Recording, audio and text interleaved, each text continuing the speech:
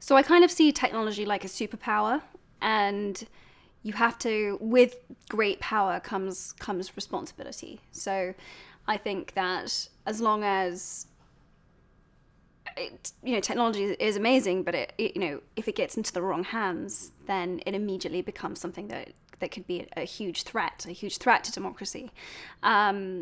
So I think it's going to be a case of citizens remaining really vigilant and being really engaged on the topic to make sure that their civil rights and freedoms are protected, but also embracing and realizing the potential of democracy. Also realizing the potential of technology to deliver us information and to really empower us as world citizens. Technology in and of itself isn't good or bad. It's what you do with it. It's how it's used.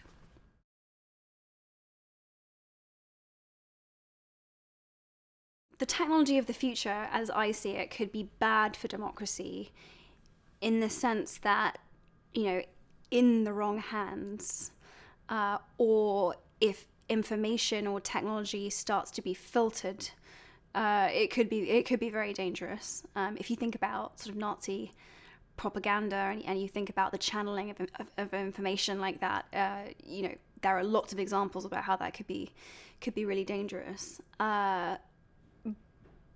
I also think it could be bad from the perspective of privacy. Just for me personally, the fact that everyone in the world essentially carries the camera with them all the time has really changed, my life. And it's interesting because fans will ask me, can we do a selfie or can we do a picture? And I will really want to, but because location services are attached to photographs, within seconds, everyone in the world can know exactly where I am, down to my square foot within an airport or something, which is kind of mind-boggling. And it was one of the things that we explored in a movie that I did called The Bling Ring, which was that essentially this group of kids were able to use technology. They were able to use Street View on Google Maps to figure out which window they could get into to break into someone's house. And because there was so much information about where these celebrities were in the world, they were literally able to plan their robberies when they knew the celebrities were out of the country, and figure out exactly which window they could go into in their house and where they lived in order to be able to do it. And so that's a really good example of wow, how do we protect our privacy in those circumstances? How do you, that was too much information was out there, basically. So it's really interesting, and I try to kind of explain this to fans, which is like, when I'm not working, I want to be able to move around as freely as I can, and to draw as little attention to myself as possible. And technology makes that difficult. It's very easy to track me, potentially. And what's really interesting now is that whether you're a celebrity or not, that problem is actually very relatable. I think a lot of my friends that I speak to are very concerned about the fact that, wow, I feel like I'm being spied on. Like, Facebook knows exactly which adverts to show me because they can see what I've clicked on in the past. Or, wow, like, Facebook has access to all of the contacts in my book, in my phone book. Or it's very, we give away so much information about ourselves very freely, particularly as a generation, as a millennial. But we don't think about what the consequences of that might be, and how much power that puts, how much power we're giving to someone else.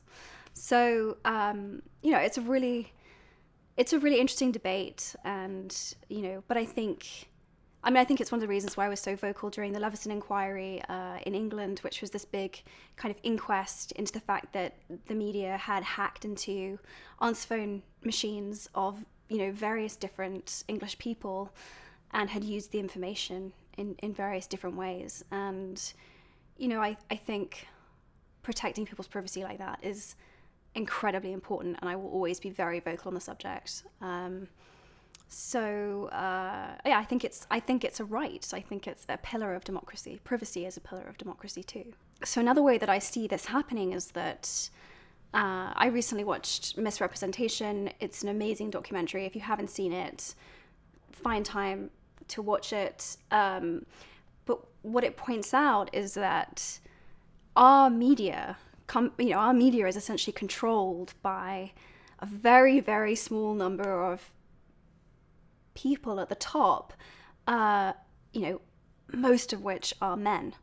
And so the kind of information that we receive, the kind of ideas that we receive about women and men, and it is only coming from a one gendered perspective, or is filtered down from the top from one perspective. And I think sexism in the media is a huge issue, and especially for the young women reading it, it can really affect their self-esteem, how they view themselves, how they see themselves in the world. It can have huge knock-on effects and impacts. So that's an example of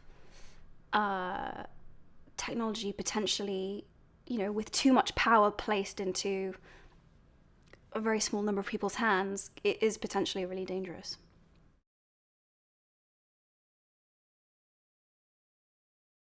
I think that technology can be amazing for democracy.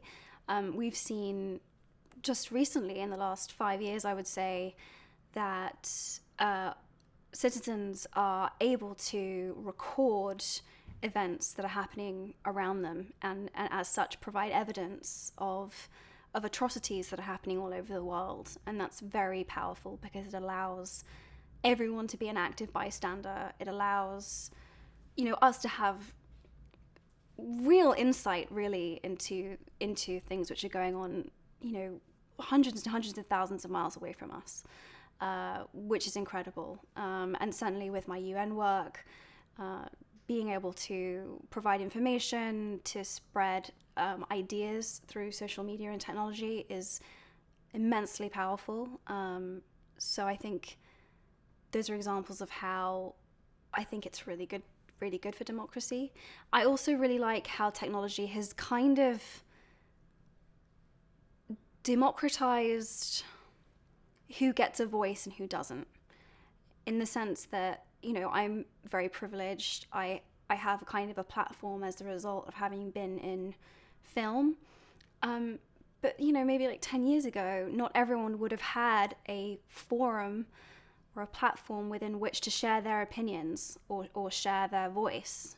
And I use Instagram, and all of my friends use Instagram, and that to me feels like, and we all have the same playing field with which to do that. So that feels really good. The other thing that's great about it is, from a very selfish perspective, I guess, is that when things are written in the media, it essentially provides me with a right to reply.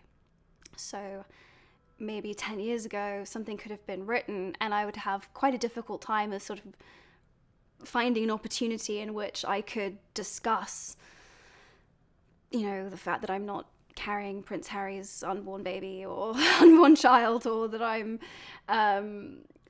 not, whatever crazy thing is being written.